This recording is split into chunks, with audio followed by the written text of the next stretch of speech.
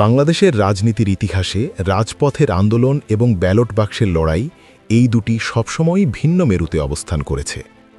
জুলাইয়ের গণঅভ্যুত্থান পরবর্তী সময়ে যে আকাশচুম্বী প্রত্যাশা ও উদ্দীপনা তৈরি হয়েছিল, নির্বাচন যতই সন্নিকটে আসছে সেই আবেগ ততই ফিকে হয়ে আসছে নিষ্ঠুর রাজনৈতিক বাস্তবতার সামনে। বিশেষ করে বিপ্লবের ফসল হিসেবে আত্মপ্রকাশ করা নতুন রাজনৈতিক শক্তি এনসিপি এবং দেশের অন্যতম প্রাচীন ও সুসংগঠিত দল জামায়াতে ইসলামীর মধ্যকার নির্বাচনী জোটের আসন সমঝোতা নিয়ে যে অচলাবস্থা তৈরি হয়েছে তা এখন রাজনৈতিক বিশ্লেষকদের প্রধান আলোচনার বিষয়। জোটবদ্ধ হয়ে নির্বাচনের প্রাথমিক ধাপে এনসিপির নীতি নির্ধারকরা বেশ আত্মবিশ্বাসের সাথেই ৩০টি আসনের একটি তালিকা ও দাবি পেশ করেছিলেন। তাদের যুক্তি ছিল বিপ্লবে তাদের অবদান এবং তরুণ প্রজন্মের কাছে তাদের গ্রহণযোগ্যতা। কিন্তু রাজনীতির ময়দানের পুরনো খেলোয়াড় জামায়াতে ইসলামী আবেগের চেয়ে পরিসংখ্যান ও সাংগঠনিক সক্ষমতাকে প্রাধান্য দেওয়ায় সেই ৩০ আসনের স্বপ্ন এখন নাটকীয়ভাবে সংকুচিত হয়ে ১০-এর নিচে নেমে আসার উপক্রম হয়েছে। বিশ্বস্ত রাজনৈতিক সূত্রগুলো নিশ্চিত করেছে যে জামায়াতে ইসলামী তাদের জোট শরিকদের, বিশেষ করে এনসিপিকে, কোনোভাবেই এমন কোনো আসন ছাড়তে রাজি নয় যেখানে জয়ের সম্ভাবনা শতভাগ নিশ্চিত নয়। জামায়াতের নীতি নির্ধারণী পর্যায়ের নেতারা মনে করছেন নির্বাচন কোনো চায়ের কাপের ঝড় নয়, এটি একটি বিশাল সাংগঠনিক মহড়া। এখানে কেবল নেতার জনপ্রিয়তা বা ভালো কথা বলার দক্ষতা দিয়ে জয় আসে না। প্রয়োজন হয় প্রতিটি ভোটকেন্দ্রে বিশ্বস্ত এজেন্ট, শক্তিশালী পোলিং কমিটি এবং প্রতিপক্ষের কৌশল মোকাবিলা করার মতো মাঠ পর্যায়ের জনবল। জামায়াতের মূল্যায়নে এনসিপির তরুণ নেতৃত্বের মেধা ও আবেগ থাকলেও সারা দেশে সেই সাংগঠনিক ভিত্তি বা গ্রাউন্ড গেম খেলার সক্ষমতা এখনও তৈরি হয়নি। ফলে আবেগের বশবর্তী হয়ে ৩০টি আসন ছাড়লে দিন শেষে জোটের ভরাডুবির আশঙ্কাই বেশি। এই কঠোর ও বাস্তববাদী অবস্থানের কারণেই এনসিপির অনেক হেভিওয়েট নেতা, যারা গত কয়েক মাসে টক শো ও রাজপথে ঝড় তুলেছিলেন, তারা এখন মনোনয়ন বঞ্চিত হওয়ার এবং রাজনীতির মূল স্রোত থেকে ছিটকে পড়ার গভীর শঙ্কায় নিমজ্জিত। এনসিপির অন্দরমহলে এই পরিস্থিতি এক ধরনের অস্তিত্বের সংকট তৈরি করেছে। দলের সাধারণ কর্মী ও সমর্থকদের মধ্যে হতাশা দানা বাঁধছে। এই অস্বস্তি কাটানোর জন্য এনসিপির শীর্ষ নেতারা, বিশেষ করে যুগ্ম আহ্বায়ক সরোয়ার তুষার, বেশ কৌশলী ভূমিকা পালন করছেন। তিনি সংবাদ মাধ্যম এবং কর্মীদের সামনে একটি আশা জাগানে চিত্র তুলে ধরার চেষ্টা করছেন। তার ভাষ্যমতে জামায়াতের সাথে তাদের আলোচনা ব্যর্থ হয়নি, বরং তা একটি গঠনমূলক প্রক্রিয়ার মধ্য দিয়ে যাচ্ছে।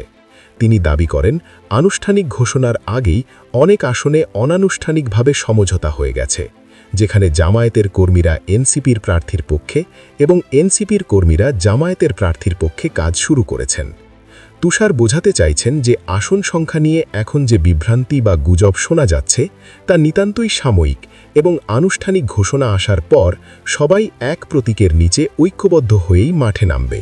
তবে তার এই কূটনৈতিক বক্তব্যের আড়ালে দলের ভেতরের চাপা ক্ষোভ ও হতাশা পুরোপুরি ঢাকা পড়ছে না। অন্যদিকে জামায়াতে ইসলামী তাদের অবস্থানে অনড়। দলটির কেন্দ্রীয় নির্বাহী পরিষদ সদস্য মোবারক হোসেনের বক্তব্যে সেই কঠোর শৃঙ্খলার ইঙ্গিত স্পষ্ট। তিনি দীর্ঘনিহে ভাষায় জানিয়েছেন তাদের দলের সিদ্ধান্তের বাইরে গিয়ে ব্যক্তিগত ইচ্ছা অনিচ্ছার কোনো মূল্য নেই। দল যদি তাকে সরে যেতে বলে তিনি বিনা বাক্যে সরে যাবেন। এই উদাহরণের মাধ্যমে তিনি মূলত জোটের শরিকদেরও একই বার্তা দিতে চেয়েছেন, অর্থাৎ জোট টিকিয়ে রাখতে হলে এবং নির্বাচনে বিজয়ী হতে হলে এনসিপিকে অবশ্যই বাস্তবতা মেনে নিয়ে ত্যাগের মানসিকতা দেখাতে হবে। জামায়াত স্পষ্ট করেছে মনোনয়নপত্র প্রত্যাহারের শেষ দিন পর্যন্ত তারা পরিস্থিতি পর্যবেক্ষণ করবে এবং কেবল জয়ের সম্ভাবনা আছে এমন প্রার্থীদেরই চূড়ান্ত সমর্থন দেবে। মাঠের রাজনীতির এই সমীকরণের বাইরে ভার্চুয়াল জগতে বা সামাজিক যোগাযোগ মাধ্যমে এনসিপির এই ব্যাকফুটে চলে যাওয়া নিয়ে তুমুল সমালোচনা ও হতাশা ব্যক্ত হচ্ছে। বিশেষ করে তরুণ প্রজন্ম, যারা ভেবেছিল এনসিপি হবে গতানুগতিক রাজনীতির বাইরে এক নতুন আশার আলো, তারা এখন নিজেদের প্রতারিত মনে করছেন। আবদুল্লাহ আল জাবের নামের একজন জনপ্রিয় অনলাইন অ্যাক্টিভিস্ট তার দীর্ঘ ফেসবুক স্ট্যাটাসে এই হতাশার চিত্রটি নিপুণভাবে তুলে ধরেছেন। তিনি আক্ষেপ করে লিখেছেন যে একটি অপার সম্ভাবনাময় দল কিভাবে প্রথাগত রাজনীতির প্যাচে পড়ে নিজেদের স্বকীয়তা হারাচ্ছে তা দেখাটা যন্ত্রণাদায়ক। জাবেরের স্বপ্ন ছিল আরিফ সোহেল, মোস্তাসিজ বা তুষারদের মতো মেধাবী তরুণরা মিলে এমন একটি রাজনৈতিক কাঠামো বা ব্যাকবোন পলিসি তৈরি করবেন যা দেশের রাজনীতিতে একটি গুণগত পরিবর্তন বা প্যারাডাইম শিফট আনবেন। তিনি আশা করেছিলেন হাসনাত, আসিফ, নাহিদদের মতো নেতারা মাঠ দখলে রাখবেন এবং বিএনপি জামায়াতের বাইরে ডান বাম সবাইকে নিয়ে একটি সত্যিকারের তৃতীয় শক্তি বা মধ্যমপন্থার রাজনীতি প্রতিষ্ঠিত হবে। জাবের এবং তার মতো হাজারো তরুণের বিশ্লেষণ ছিল এই নতুন শক্তিটি হবে ভারতীয় আধিপত্যবাদ বা বৈদেশিক প্রভাবের বাইরে সম্পূর্ণ দেশীয় স্বার্থের অতন্ত্র প্রহরী। তারা মনে করতেন এনসিপি যদি বড় দুই দলের লেজুবৃত্তি না করে স্বাতন্ত্র অবস্থান বজায় রাখত, তাহলে আজ না হোক কাল দেশের বিশাল এক নীরব জনগোষ্ঠী তাদের পতাকা তলে সমবেত হতো। কিন্তু এনসিপি যেভাবে মাত্র 10-12টি আসন নিয়ে দর কষাকষি করছে এবং নিজেদের আদর্শিক অবস্থান থেকে সরে আসছে, তাতে তারা সেই ট্র্যাডিশনাল বা পুরনো রাজনীতির গড্ডলিকা প্রবাহেই হারিয়ে যাচ্ছে বলে মনে করছেন জাবের। তিনি মনে করেন জাতীয় সরকার গঠন না হওয়ার পেছনেও এনসিপির এই রাজনৈতিক অদূরদৃষ্টিতা ও খণ্ডবিখণ্ড হওয়ার প্রবণতাই দায়ী। অবশ্য মুদ্রার উল্টো পিঠে সম্পূর্ণ ভিন্ন মত রয়েছে।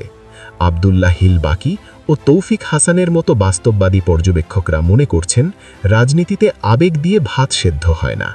তাদের মতে এনসিপির যা সাংগঠনিক শক্তি, তাতে জামায়াত বা বড় কোনো দলের সমর্থন ছাড়া এককভাবে নির্বাচনে নামলে তাদের জামানত হারানোর শঙ্কাই বেশি।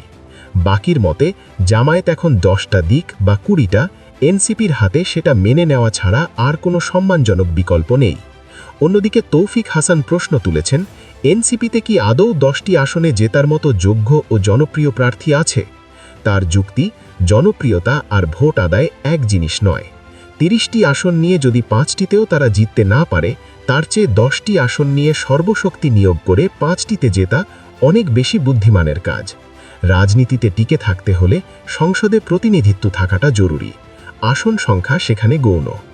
সার্বিক বিচারে শাপলা কলি ও দাঁড়িপাল্লার এই আসন ভাগাভাগির নাটকটি বাংলাদেশের রাজনীতির এক ক্রান্তিকালকে নির্দেশ করছে। এটি কেবল কয়েকটি আসনের হিসাব নয়, বরং এটি একটি পরীক্ষা, বিপ্লবের রোম্যান্টিকতা বনাম রাজনীতির রূঢ় বাস্তবতার পরীক্ষা। এনসিপি কি পারবে তাদের স্বতন্ত্র সত্তা ও তরুণদের স্বপ্ন বাঁচিয়ে রেখে জোটের রাজনীতিতে নিজেদের অবস্থান পাকা করতে, নাকি বড় ভাইয়ের ছায়ায় তারা ধীরে ধীরে বিলীন হয়ে যাবে? আগামী কয়েকদিনের ঘটনা প্রবাহ এবং নির্বাচনের ফলাফলই এই প্রশ্নের উত্তর দেবে। তবে আপাতত এটুকু নিশ্চিত যে রাজনীতিতে শেষ কথা বলে কিছু নেই এবং এনসিপিকে এখন তাদের স্বপ্নের চেয়ে বাস্তবতাকে অনেক বেশি গুরুত্ব দিতে হচ্ছে। আপনার গুরুত্বপূর্ণ মতামত আমাদের কমেন্ট বক্সে বিস্তারিত জানান। আর রাজনৈতিক অপশ্লেষণের সবশেষ আপডেট এবং ভেতরের খবর পেতে আমাদের সঙ্গেই থাকুন।